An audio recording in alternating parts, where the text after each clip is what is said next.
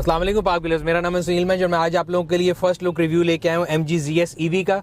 ये fully electric vehicle है MG की, और मैं देख रहा था काफ़ी लोगों की एंटिसिपेशन थी इस गाड़ी के बारे में कि कैसी है, तो हम इंशाल्लाह आपके लिए जल्द इसका रिव्यू भी लेके आएंगे। अभी मैं इसका एक फर्स्ट लुक आपको दे देता हूँ कैसी है। फुली इलेक्ट्रिक है, गाड़ी के अंदर बहुत इमेंस पावर है, तो हम इसको ड्राइव में डालते हैं और देखते हैं कि इसकी एक्सेलरेशन कैसी है।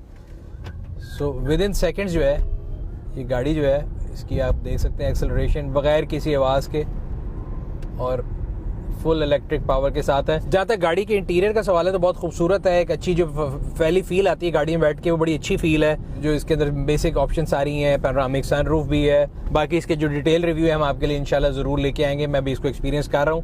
एज ऑलवेज मैं आपको बताता हूँ कि मैं पहले से पहले की दौड़ में नहीं पड़ता, लेकिन इंशाल्लाह ताला पूरा आपके लिए इसका डिटेल रिव्यू जल्द लेकर आएंगे।